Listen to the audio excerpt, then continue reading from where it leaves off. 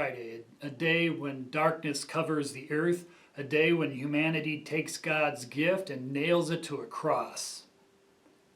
Let's take a look at this chapter today, and I would encourage you also on this day to read the other accounts from the other Gospels of Jesus' crucifixion.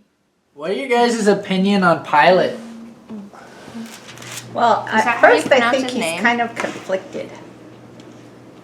Yeah, but then he knows, where is it? That they were doing it just out of envy, but he still let it all happen, Yeah. Now, I just think it's interesting because I feel like there's a bunch of different ways you could take Pilate. There's the way where you see him is he's just having, he's not really guiding anything. It's just the crowd kind of taking it, and he's just kind of doing the, not necessarily the good thing of he's not stopping the crowd, but he's not necessarily encouraging the crowd. It's just he doesn't want to also get carried away with it. But their other take is then Pilate's evil, he's inciting this kind of in a way. He's kind of judging Jesus more than the crowd. And I was just curious what way you guys take it. And it's also interesting what way each version takes it, I think. That's why I asked that question. I found it interesting too, verse 14, when it said, "Why?" Pilate demanded, "What crime has he committed?" But the mob roared even louder, "Crucify him!" So none of them had an answer to what crime he committed. They just knew that they wanted him to die. Well, it was kind of he was given into peer pressure. He was Yeah, oh, okay, he hasn't done anything, but They everybody want him says to they die. did. That's what they want. There's no reason for it, but Yeah. he's gonna die.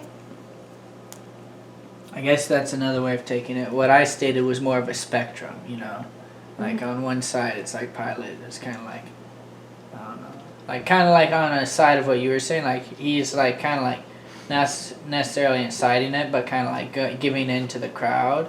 But then the way you can take it is he's just a coward, or it's more of there's nothing more he can do, and it's still wrong, but kind of when Peter denies Jesus 3 times, that's kind of bad and wrong.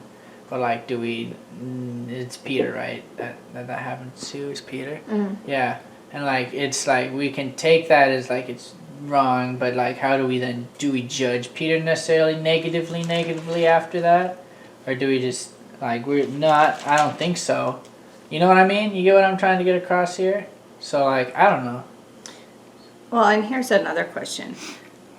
Do you know what is the purpose, or why did they put Jesus in the middle of 2 robbers? Why, since they're making such a big deal out of crucifying him and doing that?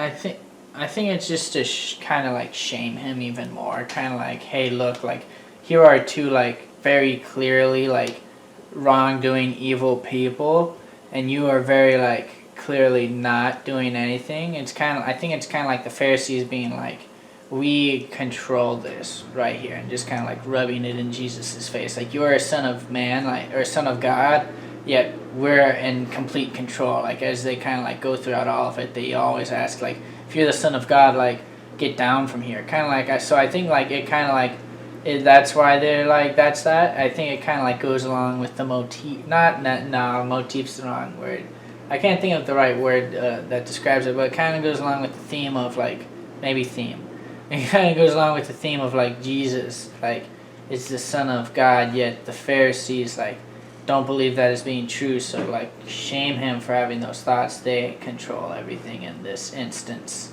So they when Jesus comes in here, he doesn't have a chance to it's very rigged. You know what I mean? The crowd is saying crucify him before Pilate says anything. So that's what I think for your question.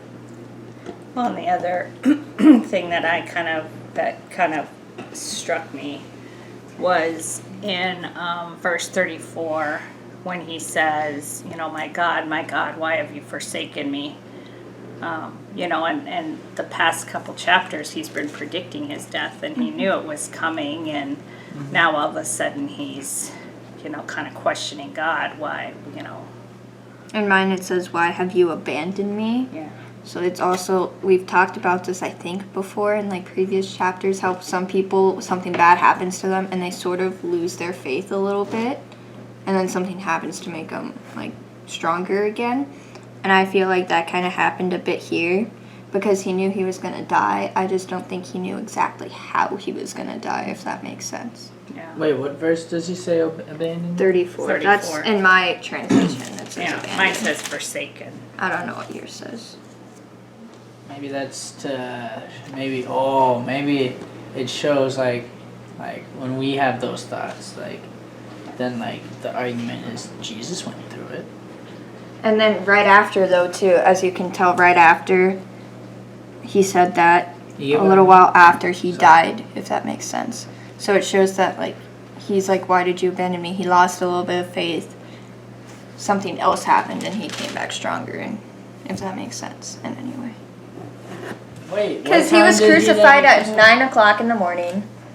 They started the trial very early in the morning, and then it was the trial, That could be like 1 in the morning. and huh? then mocking That could still be Jesus, like and 8 then the hours. crucifixion.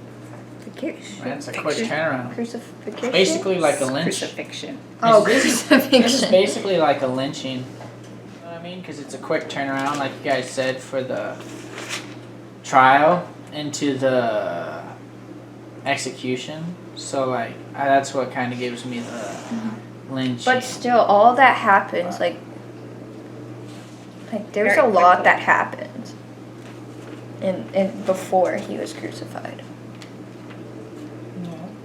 So, like, I was just saying it was probably early.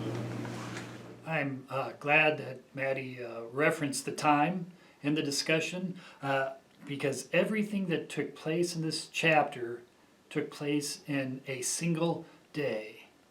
A single day that started very, very early. I'm always amazed by that.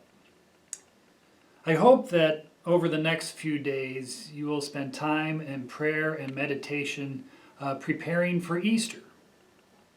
And then I will see you on Monday for the last chapter of Mark. I hope you've enjoyed this journey through Mark.